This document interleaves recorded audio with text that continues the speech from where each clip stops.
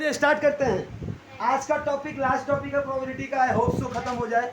हाँ, आज के टॉपिक में हमको क्या कराना है, जो तो टॉपिक बचा है जैसे लाइक और unlike term, favourable unfavourable term, ठीक है, और लीप ईयर का सम्स, छोटा छोटा छोटा बाकी टॉपिक बाकी जो खत्म हो जाना चाहिए। क्या क्वेश्चन लिखा जरा पढ़िएगा।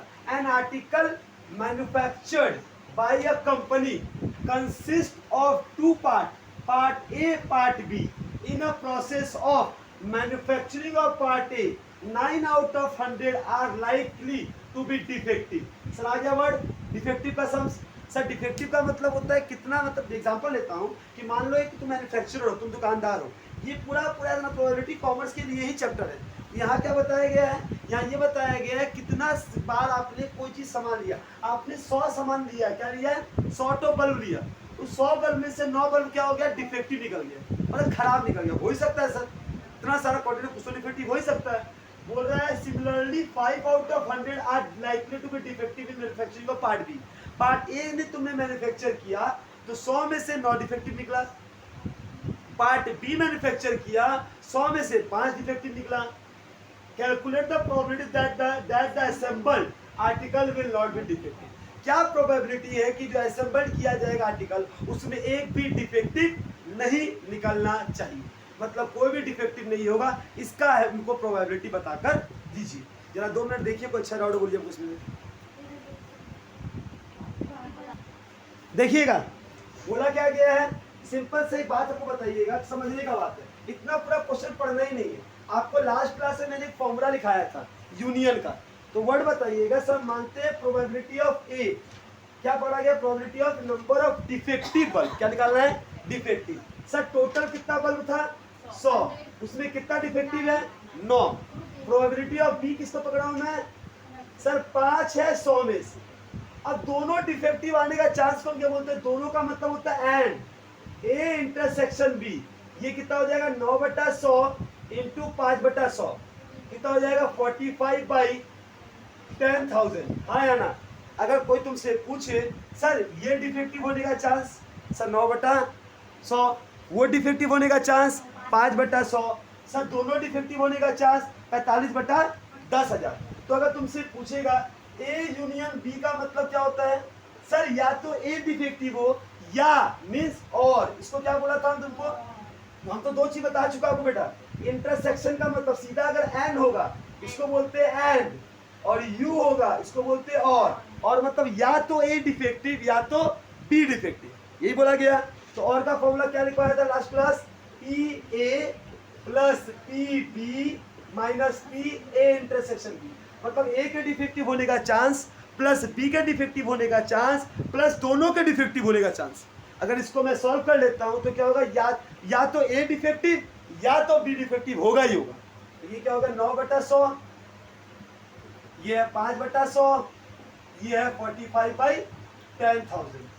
एलसीएम लेंगे 10,000 आ गया, सर 100 से डिवाइड किए 100 आ गया, तो ये होगा 900, ये है 500, ये है 45, 9 5 कितना होता है 1400, 1400 में 45 गया 55, 1355 कितना हो जाएगा 1355/10,000 ये होगा। ये क्या बताया, इसका मतलब ये बताया कि सर या तो ए डिफेक्टिव होगा या तो बी होगा, या का मतलब और। अभी मेरे से पूछा क्या गया था, probability that the assembled article will not be defective. आपसे तो डिफेक्टिव पूछा ही नहीं था, फिर आप ये क्यों निकाल रहे हैं, सर नॉट डिफेक्टिव, एक भी डिफेक्टिव नहीं होने का कोई चांस पूछे, क्या इसको पॉइंट मिल सकता हूं मैं, 1 2 3 4 1 2 3 4, मतलब 0.1355 बोल सकता हूं इसको। सर 0.1355% चांस है, मतलब 13.55% बोलेगा, क्या बोलेगा, 13.55% चांस है कि सर या तो ए या तो बी में से कोई डिफेक्टिव निकलेगा ही निकलेगा। तो मैंने क्या पूछा, नॉट डिफेक्टिव। नॉट डिफेक्टिव का फॉर्मूला होता है 1 माइनस प्रोबेबिलिटी ऑफ डिफेक्टिव, यही ना होता है। तो 1 माइनस 0.1355 कर लोगे तो ये आंसर आपका आ जाएगा 0.8645। क्या ये समझ में आया, आज का जो भी सम्स होगा वो 4 मार्क्स वाला सम्स है। ये थोड़ा सा आपको पेचीदा लगेगा, समझ में नहीं आएगा, सॉल्यूशन पार्ट तो आसान है, और यही फॉर्मूला वाला सम्स बार बार आएगा। मैं फिर से बोल रहा हूँ, फॉर्मूला तो दिमाग होना चाहिए, probability of A plus probability of B minus probability of A intersection. Sir A के डिफेक्टिव का चांस आपने खुद बोला है 9/100, बी के लिए आपने खुद लिखा है सर 5/100, दोनों के लिए मल्टीप्लाई कर देते हैं, एंड का मतलब 45/10,000, ऊपर ऊपर मल्टीप्लाई नीचे नीचे मल्टीप्लाई। तो सर इसको जोड़ के इससे माइनस करेंगे तो ये चांस है कि ए और बी में से कोई भी एक डिफेक्टिव होने का। सर एक भी डिफेक्टिव नहीं होने के लिए 1 में से इसको माइनस कर दीजिए, आपका आ जाएगा प्रोबेबिलिटी ऑफ नॉन डिफेक्टिव। कोई दिक्कत? इस तरीके से करने पे फुल 4 में 4 मिलेगा, एमसीक्यू टिक मारने मिल जाएगा, सामने वाला को मेहनत करे चाहे आप करें, बस ये आना चाहिए। ये नंबर आया तो सही है, नहीं आया तो गलत है। कोई दिक्कत? कॉपी कर लीजिए।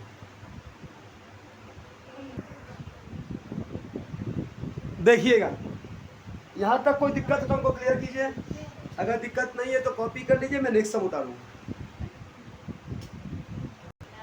देखा वो, a problem of mathematics is given, a problem of mathematics is given to a 3 student, 3 student को मैथ का एक सम सॉल्व करने को दिया गया, A B C, whose chance to solve it was, A के प्रॉब्लम को सॉल्व करने का चांस है 1/2, 2 में से एक सम सॉल्व कर देगा वो, बी के सम्स करने का चांस है 3/1, 3 में से वो एक सम सॉल्व कर देगा, डी के सॉल्व करने का चांस है सी का कि सर 4 में से एक कर देगा। मतलब ये क्या है, probability of solving the problem of A के सॉल्व होने का चांस 1/2, बी के सॉल्व होने का चांस 1/3, सी के सॉल्व होने का chance 1/4। What is the chance that the problem will be solve, क्या चांस है कि प्रॉब्लम सॉल्व हो जाएगा? क्या बोला क्वेश्चन? प्रॉब्लम सॉल्व होने का चांस क्या है? अगर कोई तुमसे पूछे कि सर ए के सॉल्व होने का, बी के सॉल्व होने का और सी के सॉल्व होने का चांस ये, what is the chance that problem will be solve, problem will be solve का मतलब सर समस्या का हल हो जाएगा। समस्या का हल होने का मतलब चाहे वो ए करे, चाहे वो बी करे, चाहे वो सी करे, हमको उससे कोई मतलब नहीं है, मेरे को मतलब है कि मेरा प्रॉब्लम सॉल्व होना चाहिए।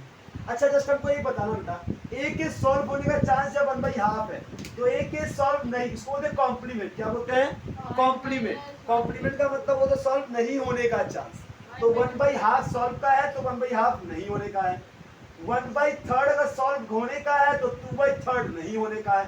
बस कुछ नहीं करना बेटा, 3 में से एक चांस अगर होने का है तो 3 में से 2 चांस नहीं होने का है। अगर प्रोबेबिलिटी ऑफ सी कॉम्प्लीमेंट का मतलब होता है सी के होने का चांस, जो कॉम्प्लीमेंट को लिखने का 3 तरीका, ऐसे डैश या इसके ऊपर ऐसे कर लो, हाँ ये 2 में से कोई भी आप कर सकते हैं, इसको बोलते हैं कॉम्प्लीमेंट। क्या बोलते हैं? कॉम्प्लीमेंट। ठीक है सर, सिंपल क्वेश्चन, ए करे चाहे बी करे चाहे सी करे, हमको उससे कोई मतलब नहीं है, मेरा काम सॉल्व होना चाहिए। सर सॉल्व होने का फॉर्मूला तब क्या है? A union B union C, simple सा, 1 में से तीनों के सॉल्व नहीं होने का chance, A complement intersection B complement intersection C complement अगर करता हूं तो काम हो जाए। पहले मुझे बताइएगा, 3 वर्ड होता है, म्यूचुअली एक्सक्लूसिव, एग्जॉस्टिव और इंडिपेंडेंट। म्यूचुअली एक्सक्लूसिव, एग्जॉस्टिव और इंडिपेंडेंट, अभी थ्योरेटिकल कॉन्सेप्ट आज बताया जाएगा, बता दूंगा। मैं जो बता रहा हूँ सर सिंपल सा बात है, मैं कॉइन को टॉस करता हूँ, पहली बार हेड आया, क्या दूसरी बार हेड और टेल आने में क्या पहले वाले का कोई भूमिका है? नहीं है, तो ये इंडिपेंडेंट है ना। मतलब सिंपल सा भी मैं बोलूंगा सर ए के होने का चांस 1/2 है, ए के नहीं होने का चांस 1/2 है, क्या इसका होना और नहीं होने पे दूसरी डिपेंडेंसी है? कोई डिपेंडेंसी नहीं है। जब ऐसा नहीं होता है तो इंटरसेक्शन में 1 माइनस, इसको बोलते हैं probability of A complement into probability of B complement into probability of C complement. जब भी इंटरसेक्शन वाले पार्ट में कोई रिलेशन नहीं होता है ए का बी के साथ, क्या ए का सॉल्व होना नहीं होना, क्या बी के होने नहीं होने से डिपेंड करेगा? बी का होना नहीं होना क्या सी और सी डिपेंड करेगा? सी क्या वो डिपेंड करे जिस पे आप प्रॉब्लम सॉल्व करिएगा, नहीं करेगा क्या उससे इसको डिपेंड करेगा? क्या क्या वो आपको देखे छाप रहा है, सबको अलग रखा है, कुछ छुट्टी का बात नहीं हो रहा, सब अलग अलग बैठे अपने सॉल्व कर रहे, तो ये एक दूसरे पे डिपेंड नहीं है, मतलब इंडिपेंडेंट है। इंडिपेंडेंट का नियम होता है probability of A intersection B is equal to probability of A into probability of, ये कब होता है? इंडिपेंडेंट। प्लीज ये वाला चीज को साइड में ले लीजिए, तो ये इंडिपेंडेंट का है, तो ये वाला क्या हो जाएगा सर? 1 माइनस 1/2, ए कॉम्प्लीमेंट 1/2 है इनटू 2/3 इनटू 3/4। इन लोग के प्रॉब्लम नहीं सॉल्व होने का चांस कितना बेटा? 1/4, तो प्रॉब्लम होने का चांस कितना हो जाएगा? 3/4। क्या ये हार्ड था? चीजें समझ में आई। 3 खाली नए वर्ड हम लोगों ने वर्ड बोला। अगर एग्जाम में आपको बोला गया 3 बच्चा है, प्रॉब्लम को सॉल्व करने बैठा है, ठीक है, प्रॉब्लम के सॉल्व होने का क्या चांस है? इसके होने का चांस 1/2, इसके होने का चांस 1/3, तुम्हारे होने का चांस 1/4 है। नहीं होने का 1/2 में से 2 में से 1/2, 1/3 2/3, कैसे ये आता है मैनेज करना? 1/4 का 3/4, तो ये नहीं है। सब तीनों नहीं को मल्टीप्लाई कर दो, उसको 1 से माइनस कर दो, हो जाएगा। अच्छा, इसके नहीं करने का चांस 50% है, इसके नहीं करने का 60.6%, इसके नहीं करने का तो 75% चांस है। तीनों का नहीं होने का चांस जोड़ दो, गुणा कर दो आपस में, और वो टोटल में से माइनस कर दो, तो हो जाएगा प्रॉब्लम में 75% चांस है सॉल्व हो जाएगा। तो ये या तो ये करते, या तो ये करते, या तो ये करते, कोई एक करते। 70 बोलिए बोलिए। हाँ, इसको हम तोड़ के दिखा सकते हैं, probability of A, probability of B, probability of C, फिर माइनस इन, बहुत लंबा हो जाएगा। मैं ये दिखा दिया, एक और फॉर्मूला दिखाता हूँ, पहले ये क्लियर हुआ। ये शॉर्टकट है, जो बच्चा जो अभी जस्ट नया सीरत तक कचरा नहीं पाला है, उसके लिए तो ये अच्छा है, माथा नहीं फाड़े। और एक जो फॉर्मूला के साथ जाएंगे तो अभी दिखता है चीज, पहले बता लीजिए। क्या ये कॉपी हो गया? इस सम्स का एक और फॉर्मूला है सर। अगर मैं तीनों का फॉर्मूला बताऊं, जैसे अभी आपने 2 का बताया, तो 3 का भी कोई फॉर्मूला होता है? हाँ सर, आराम से होता है। इसका फॉर्मूला होता है probability of A plus probability of B plus probability of C minus probability of A intersection B minus B intersection C minus C intersection A plus probability of A intersection B intersection C. ये होता है formula. कुछ नहीं करना है sir. इसका value है 1/2, इसका वैल्यू है 1/3, इसका वैल्यू है 1/4 माइनस, इसका मतलब क्या दिखाया था अभी हम? Probability of A into probability of B. इसका क्या लिखवाया था? Probability of B into probability of C. इसका क्या लिखवाया था? Probability of C into probability of A plus probability of A into probability of B into probability of C. इसमें आपको इंटरसेक्शन का काम नहीं आएगा। 1/2 plus 1/3 plus 1/4 minus 1/2 into 1/3 minus 1/3 into 1/4 minus 1/4 into 1/2 plus 1/2 1/3 1/4। तो दिक्कत इसका क्या करेंगे sir? 1/2 plus 1/3 plus 1/4 minus 1/6 1/12 1/8 plus 1/24। अब इसका एलसीएम लो, जिसको ये अच्छा लगे वो करो, ना लगे तो पहला वाला बेस्ट था। तो ये 24 लिख लो, यहाँ हो जाएगा 12, यहाँ हो जाएगा 8, यहाँ हो जाएगा कितना? 6, ये हो जाएगा कितना? 4 2 3 1। 12 प्लस 8 कितना होता है? 20 6 26, 26 में 4 गया 22 में 2 गया 20, 20 में 3 गया 17, 17 प्लस 1 18, 18/24 है। 6 से काटेंगे 3, 6 से काटेंगे 4, 3/4 है। क्या ये सब सम तो अच्छा है, और ये फॉर्मूला आपको याद रखना पड़ेगा। लेकिन अगर ये सम को इसकी तरह सॉल्व करने जाएंगे तो लगेगा बहुत खतरनाक, और हो सकता है बीच में कोई गलती हो जाए। जिसका मैथ बहुत अच्छा हो वो ट्राई करे, जिसका मैथ मेरे जैसा हो वो सब ट्राई ना करे, वो सीधा अपना वो ट्राई करे जो पढ़ाया है, वो वाला ट्राई करे जो सिंपल हो जाएगा। ठीक है, करिए। ये देखिएगा सेकंड वैरायटी का सम्स आ गया। इसमें क्या बोला गया है? The odd in favour of a event is 2:3। 2:3 का मतलब आपके काम पे जीतने का चांस है 2 और हारने का चांस है 3। ऑड इन फेवर वर्ड बोला गया तो पहला फेवर है, दूसरा अगेंस्ट। अगर आप टोटल 5 बार थ्रो करते हैं तो 2 बार आप जीतेंगे और 3 बार आप हारेंगे। ऑड अगेंस्ट में क्या है? 3/7 है, सटीक है। What is the probability that at least one event will occur assuming both the events।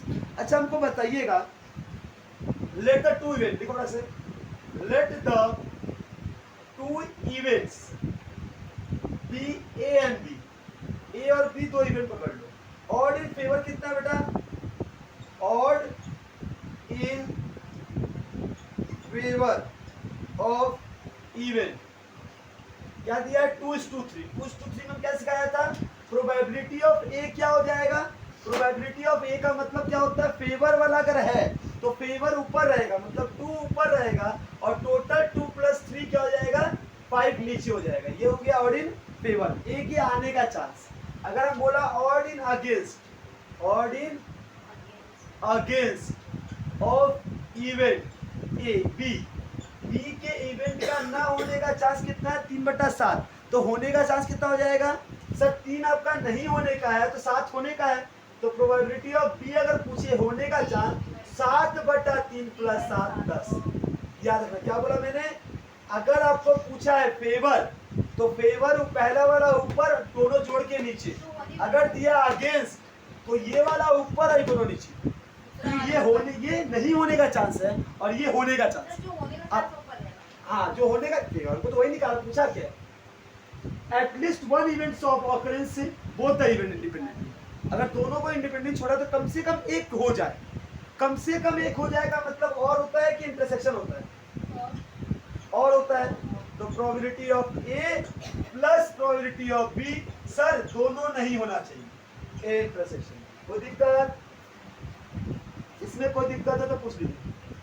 नहीं सर, ए के होने का चांस 2/5, बी के होने का चांस 7/10, दोनों होने, क्योंकि दोनों इंडिपेंडेंटली बोला ना, इंडिपेंडेंट क्या सिखाया था 2/5 × 7/10, ये सिखाया 2/5 7/10 14/50,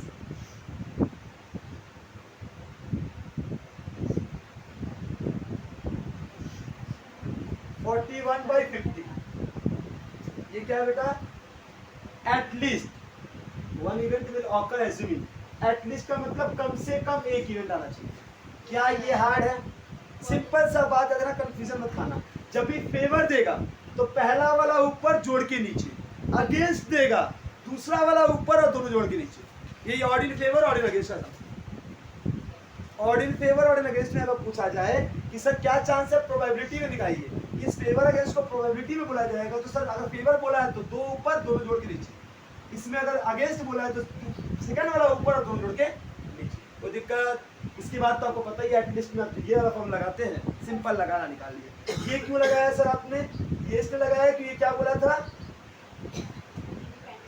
यहाँ पर कहीं लिखा है पर मुझे नहीं पा रहा, मिला इंडिपेंडेंट, इंडिपेंडेंट बोला इसीलिए दोनों का इंटरसेक्शन होता है, इनटू होता है।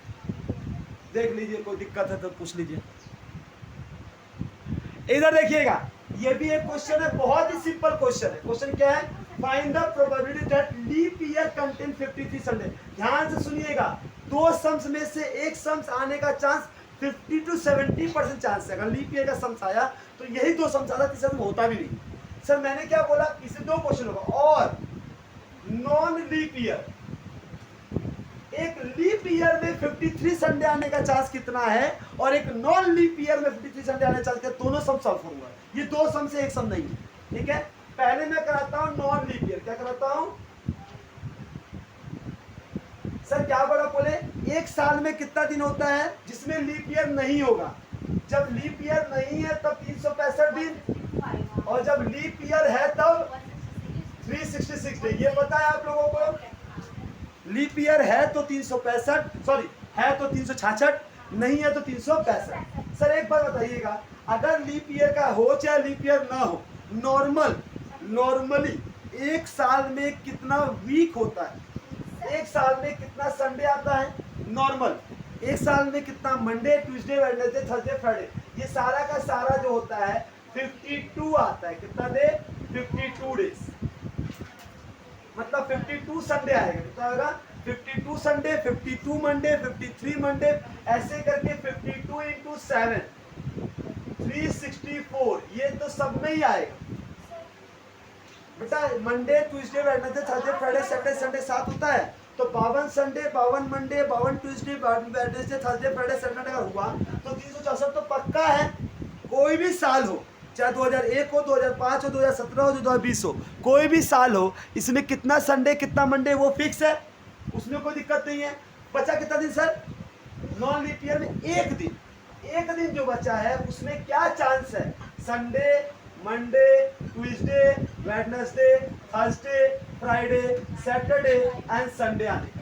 सर एक इन 7 में से कोई एक दिन है ना, प्रोबेबिलिटी ऑफ संडे सर 1/7 होगा, सीधा कहानी खत्म, कुछ करना नहीं। संडे नहीं लिखा, सैटरडे लिखा है, संडे, सो सॉरी, वहां संडे चालू कर देखा, एक साथ हो गया, देख लो, Sunday Monday Tuesday Wednesday Friday Saturday 7 हुआ, इस 7 में से संडे आने का चांस 1 है। जैसे लूडो का डाइस फेंके थे आप, 1 से 6 आने का चांस 1 है। इस 7 में से कोई एक आ जाएगा, तो ये हो गया 1/7। ये कब होगा बेटा? Non leap year. लेकिन सब पूछा है लीप ईयर का। अगर लीप ईयर बोलेगा तो सर बात क्वेश्चन वही मैं बोलूंगा। संडे टोटल 52 तो होता ही है, 52 × 7 364 होता ही है। तो एक्स्ट्रा कितना बचा सर? 2 दिन एक्स्ट्रा 2 बचा। हो सकता है वो 2 संडे मंडे हो सकता है वो मंडे ट्यूसडे हो सकता है वो ट्यूसडे वेडनेसडे हो सकता है वो वेडनेसडे थर्सडे हो सकता है वो थर्सडे फ्राइडे हो सकता है वो फ्राइडे सैटरडे हो सकता है वो सैटरडे संडे हो। हाँ या ना? क्या मंडे और वेडनेसडे हो सकता है कभी? लगातार 2 दिन होगा। तो सर संडे कितनी बार आया? 2 बार। मंडे 2 बार, वेडनेसडे ट्यूसडे 2 बार। हमेशा एक दिन 2 बार आ सकता है। तो इस 7 में से 2 बार संडे आने का चांस हो जाएगा। सिंपल सा एमसीक्यू में आएगा, माता फोड़ना मत। सर अगर लीप ईयर लिखा है, लीप ईयर लिखा है और 53 संडे पूछे, बोलना 2/17। लीप ईयर इधर उधर, नॉन लीप ईयर लिखा है और संडे 53 पूछा है, तो सीधा बोला 1/7। नॉन लीप ईयर में आंसर होगा 1/7 और लीप ईयर में आंसर होगा 2/7। बस ज्यादा माथा मत फोड़ना। कारण अभी लिख दिया, समझ में आ ही गया होगा। क्योंकि एक साल में 52 वीक होता है, 52 संडे 52 सब कुछ होता है। 364 हो गया, एक एक्स्ट्रा बचा, वो इनमें से कुछ भी हो सकता है। सर 364 के बाद 2 दिन एक्स्ट्रा बचा, वो ऐसे ही तो लगातार 2 दिन हो सकता है। तो हर डे 2 बार रिपीट करता है। वो संडे मंडे में भी आ जा रहा है और मंडे ट्यूसडे में भी आ जा रहा है। तो मंडे आने का चांस 2 हो जा रहा है, तो 2/7। क्या ये कोई दिक्कत किसी को भी है तो हमसे पूछ लो, नहीं है तो हम आगे बढ़ने का प्रयास करें। मैं तो वही बोल रहा हूँ बेटा, इन 7 में से कोई और हो सकता है। हर दिन 2 बार आने का चांस है। संडे मंडे में आ जाए, या तो सैटरडे संडे में आ जाए, या मंडे ट्यूसडे में आ जाए, चाहे संडे मंडे में आ जाए, चाहे मंडे ट्यूसडे या ट्यूसडे, मतलब ट्यूसडे 2 बार आ रहा है कि नहीं आ रहा? हर चीज 2 बार आ रहा है। देखिएगा सम्स, ये बहुत ही इंपॉर्टेंट सम्स है। इसमें करना है क्या, सुनिएगा। यहाँ फॉर्मूला ये वाला सम्स एग्जाम में आ सकता है। तो क्या बोला है sir? Probability of A intersection B. Sir A union B का फॉर्मूला होता है ए यू बी। इसका फॉर्मूला क्या होता है? Probability of A plus probability of B minus probability of A intersection. इससे आपका ये निकल जाए 5/6 दिया हुआ है, ये आपका 2/3 दिया हुआ है, ये 3/5 दिया हुआ है, और ये आपसे पूछ रहा है। तो इसको उधर भेज दो। Probability of A intersection 2/3 plus 3/5 minus 5/6। ऐसे कितना हो जाएगा? 30, 20, 80, 25, 13/30। क्या ये कोई दिक्कत है? ये सबका आ गया होगा। उम्मीद है कि इसमें कोई दिक्कत आप लोग को नहीं हुआ होगा। ये क्लियर है आप लोग को? तो ये वाला पार्ट हो गया। अब आते हैं सर, 2 फॉर्मूला है, इसका नया बताऊं। पहले इसको कॉपी कर लीजिए आप लोग। देखिए ma'am, probability of A by B का मतलब होता है ए इंटरसेक्शन बी। जब भी कुछ भी हो, इंटरसेक्शन ऊपर होगा और नीचे भी है तो यहाँ भी होगा, नीचे है तो यहाँ है, फॉर्मूला लगा हो जाएगा। ए इंटरसेक्शन बी कैसे निकला? निकल गया सर आपका पहला पार्ट से। क्या निकला था आंसर? 13/30। तो यहाँ 13/30 हो जाएगा और नीचे बी कितना है? 3/5। पलट दो, 13/30 30 ना, हाँ, और 5/3।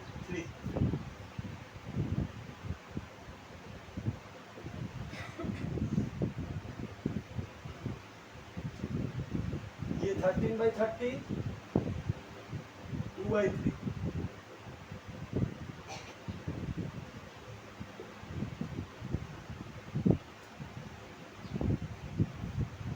बोले कोई दिक्कत?